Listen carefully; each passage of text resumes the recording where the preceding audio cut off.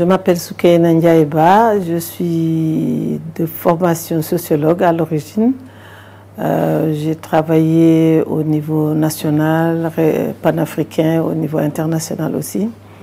Et je suis membre fondateur d'une institution qu'on appelait à l'époque Femmes Développement Entreprise en Afrique, que j'avais créée en 1987, en réponse à beaucoup de questions qu'on se posait sur la participation des femmes dans l'économie de nos pays. Et cette institution s'appelle aujourd'hui FDA Microfinance et c'est de ça que je m'occupe le plus. J'ai été membre du gouvernement du Sénégal entre 2002 et 2005. Voilà, et je m'occupais de la planification régionale et de la coopération décentralisée. Mon parcours a été fortement marqué par les différentes conférences des Nations Unies sur les femmes. Nous y avons participé activement. Et la dernière en date, c'est la conférence de Beijing. J'étais moi-même membre du comité international de l'organisation de cette conférence. Et à cette occasion, nous avons organisé la conférence régionale pour l'Afrique, ici à Dakar. Et on avait deux composantes, la partie anglophone et la partie francophone. Et nous avons tout mis ensemble à partir de Dakar, Dakar 94 comme on l'appelait. Et c'était des moments, c'était des temps forts parce que je dois dire que la plateforme d'action de Beijing est grandement influencée par ce que les Africaines avaient fait à l'époque. Et donc je pense que ça a été un moment important et jusqu'à nos jours aujourd'hui, les différents gouvernements travaillent à partir de cette plateforme-là. Et je pense que c'était l'occasion de nombreux acquis. Et voilà, nous sommes très fiers de ce travail-là. En tant que manager, je pense que nous avons appris à travailler beaucoup avec le secteur informel. Ce n'était pas toujours facile parce que leur compréhension du travail et de la gestion n'est pas la même évidemment que pour le formel. Mais je pense qu'avec de la patience, on y arrive. Et surtout de la pédagogie. Je dois dire que j'ai beaucoup appris avec elle. Et quand j'ai commencé ce travail-là, je me suis dit, il y a des choses que je sais, mais il y a des choses qu'elles-mêmes, elles savent. Et nous allons mutuellement nous apprendre les unes et les autres de ce que nous savons.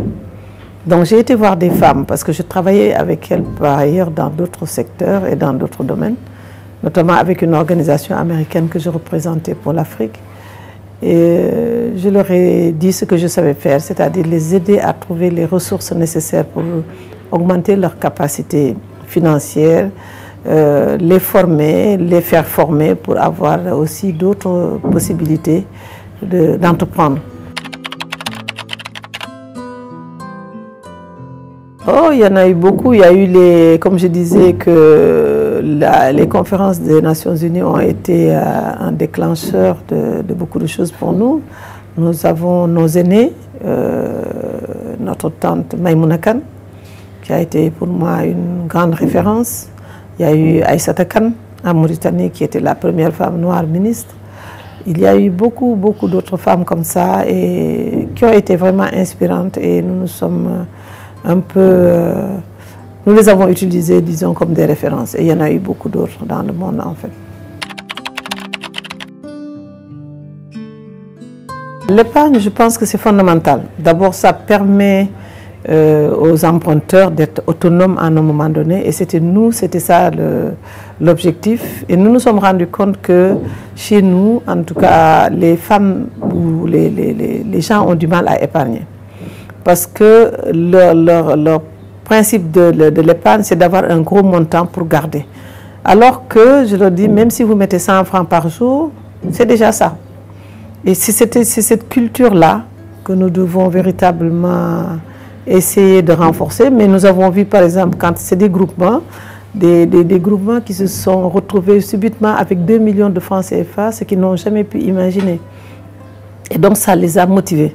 Mais malheureusement, une fois qu'elles ont le montant en tête, Leur premier souci, c'est de prendre l'argent et de le redistribuer sous une forme ou sous une autre, et voilà, et recommencer à zéro. Donc ça, c'est un grand problème. Le deuxième problème, c'est que nous essayons de les amener à se sécuriser. C'est-à-dire qu'à partir de leurs activités, d'avoir une épargne retraite, par exemple, une épargne pour payer les études des enfants, parce qu'on voit que c'est un vrai stress à chaque ouverture des classes. Nous avons des femmes dans la banlieue dont les enfants arrivent à l'école avec 3 mois de retard, tout simplement parce qu'elles n'ont pas pu faire face aux dépenses de la rentrée des classes. Et je leur dis toujours, si vous épargnez, au fur et à mesure, nous, on peut accompagner à la rentrée des classes pour compléter, par exemple. Mais c'est très compliqué. Elles s'engagent, hein, elles s'engagent. Nous avons fait le test, même avec CGF Bourse, pour la retraite. Mais elles avancent, elles reculent, elles avancent, elles reculent. Et donc, il faut qu'on trouve des stratégies pour les amener à véritablement faire de l'épargne un principe par rapport à l'activité. Ça sauvegarde leur entreprise, ça sécurise leur entreprise, ça les sécurise elles personnellement. Bon, nos financements viennent principalement de 2 sources. C'est de l'épargne que nous gardons pour nos partenaires, nos clients et nos membres, mais c'est également des emprunts que nous faisons, notamment aux banques ou vis-à-vis de d'autres partenaires. Il y a eu quelques exceptions de partenaires qui ont voulu nous aider en mettant un DAT chez nous. Voilà, donc c'est un peu principalement ce que nous avons comme ressources. Évidemment, c'est difficile parce que la demande est très forte. Et le problème, c'est que quand vous aidez une micro-entreprise, elle aspire à être une véritable entreprise et donc la demande en trésorerie augmente. Donc ça, c'est un aspect important de notre activité et nous avons tous les jours, c'est une bataille au quotidien pour arriver à cela parce que nous créons de l'espoir. Mais jusqu'où pouvons-nous arriver à satisfaire cet espoir-là? Ça, c'est un grand problème.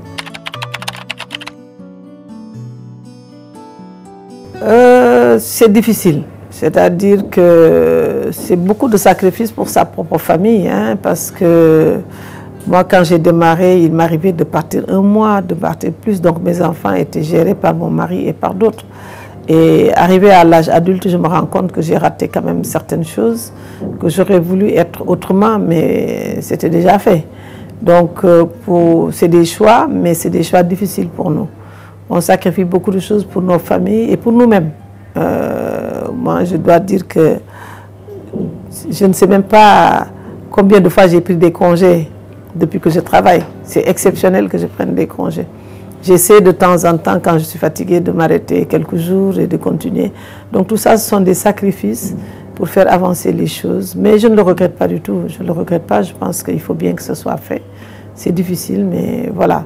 Donc en tant que mère, je pense que aussi notre objet, c'est de faire de sorte que les autres mères puissent bénéficier de notre expérience. La recommandation aux femmes, c'est d'être beaucoup plus, de mettre plus l'accent sur l'épargne. Pour elles-mêmes, pour se sécuriser elles-mêmes, mais pour sécuriser leur famille et pour sécuriser leurs entreprises aussi. Donc je pense que ça, c'est les recommandations que je ferai pour que ces institutions-là qui encadrent les femmes soient davantage des institutions plus renforcées et plus performantes. Je trouve que savoir écouter ces catégories d'entrepreneurs-là, ces femmes-là, c'est véritablement rendre service à nos sociétés parce qu'elles sont une base importante.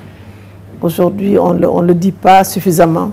Si on mettait beaucoup plus l'accent sur l'accompagnement de ces femmes-là, je suis sûre qu'on réglerait beaucoup de problèmes sur le plan de l'emploi, de la production, de la transformation et bien d'autres choses encore.